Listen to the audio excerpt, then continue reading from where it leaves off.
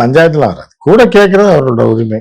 8 கொடுத்தவங்க 12ன்னு கேட்பாங்க, ஒரு 10ல முடிப்பாங்க, அவ்வளவுதான். அப்படியே அரே இது எப்பவுமே இருக்க முடியாதுல்ல. எல்லாம் மாற்றங்கள் வரதான் செய்ய முடியும்.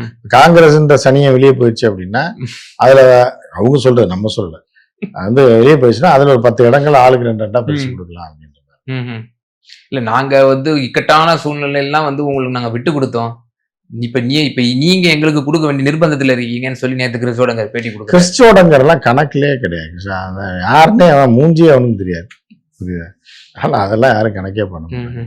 அது என்ன சார் நிர்பந்தமான சூழ்நிலைக்கு திமுகவுக்கு காங்கிரஸ் விட்டு கொடுத்துச்சு அப்படின்றாங்க. எந்த நிர்பந்தமான அது தெரியல. ஏதோ கனவு கண்டானா கஞ்சா எழுதிட்டு அப்படின்ற மாதிரி அப்புறம் சொல்லலை நான். சில பேர் கஞ்சா எழுதிட்டு படுத்திருப்பாங்க அந்த இதுல. இந்த கிராமத்துல எல்லாம் பாத்தீங்கன்னா ஆலமரத்து அடியில படுத்துப்பான். அப்படியே அவனுக்கு ஏதோ ஒன்று ஓடிக்கிட்டு இருக்கும். ஊர்ல போறாலும் ஒரு வேலையா போயிட்டு இருப்பான், இவன் ஒரு பக்கமா யோசிச்சுக்கிட்டு இருப்பான். அந்த மாதிரி சொல்றேன்.